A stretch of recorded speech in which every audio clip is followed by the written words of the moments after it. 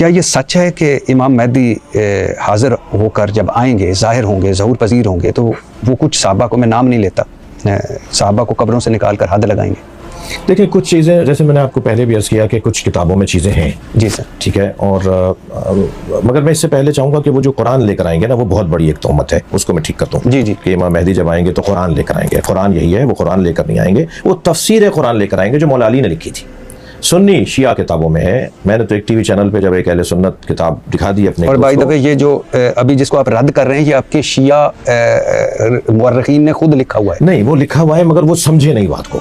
वो समझे कि कुरान लेकर आएंगे। वो अब देखे ना, शिया मुअर्रिखीन नहीं समझे। यकीनन जो गलत समझेगा तो गलत कुछ जगह, तो हम उसके ऊपर दीन तो अपना मजहब कुर्बान तो नहीं करेंगे किसी एक फर्द के, गलत समझे वो। जी जी।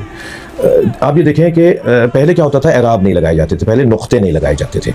और नुक्ते ना मसलन सबअतो खमसतो सबईन खमसतो तिसईन बगैर नुक्तों के लिखे एक जैसा लगेगा, 75 95 मसलन।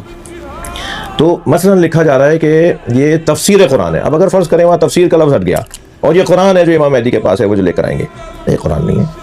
तावील और तंजील, शान नुज़ूल, हज़र और सफ़र की आयात, कुरान की जो बुतून कुरान है उनको, जो नबी मुकर्रम ने मौला अली अलैहिस्सलाम को तालीम दी।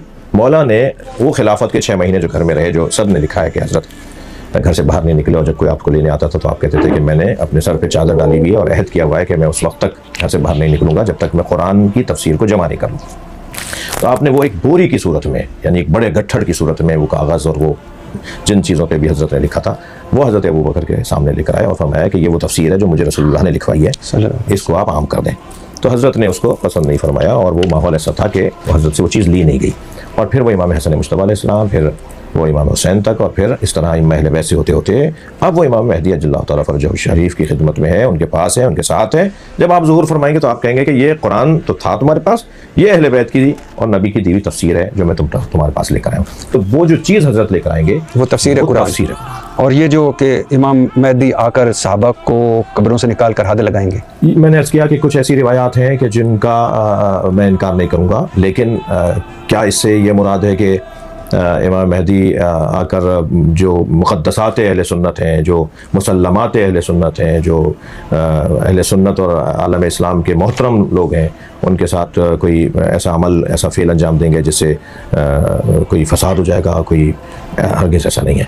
अच्छा सर, एक मुझे अभी आप बड़ी खूबसूरत गुफ्तगू की, लेकिन मैं जब देखता हूँ कि अबू लुलु फ़िरोज़, ये अमीर अल मोमिनीन हज़रत उमर फ़ारूक रज़ी अल्लाह ताला अन्हु का कातिल, ईरान में अलामती मज़ार है, लोग आते हैं, ज़ियारत करते हैं, दुआएं मांगते हैं, चढ़ावे चढ़ाते हैं, मनते मांगते हैं। खबर है नहीं सर, और शिया इसे बाबा शुजाउद्दीन, अभी मैं आगे करता हूँ कि आगे वो बंद कर दिया गया, शिया इसे बाबा शुजाउद्दीन दीन का बहादुर सपूत करार दें।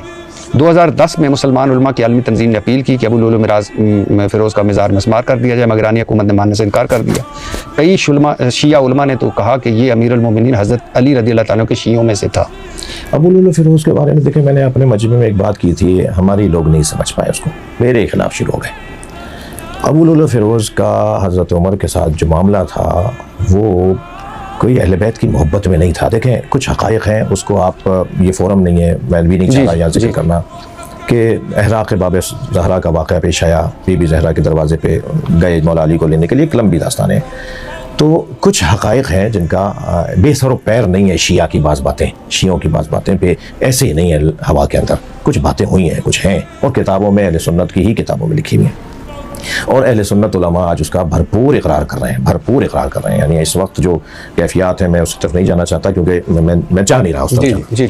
लेकिन जो अहले बैत के साथ नबी मुकर्रम की रहलत के फ़ौरन बाद जो खुद अहले बैत में भी जो बीबी फातिमा के साथ हुआ, जो मौला अली के साथ हुआ, उनके बच्चों के साथ हुआ, 50 साल क्या दौरानिया होता है। 50 साल की बात तो मुझे कल किसी लगती है, मैं एक 52 साल का हो गया हूँ, मिसाल थोड़े दिन बाद मुझे लगेगा कल किसी बात है। 50 साल तो ऐसे गुजर जाते हैं। 50 साल के बाद पूरा कुनबा काट दिया गया करबला में, नबी का सारा घराना मार दिया गया करबला में। कुछ तो होगा ना पीछे से चलता आ रहा था, ये जो भी था।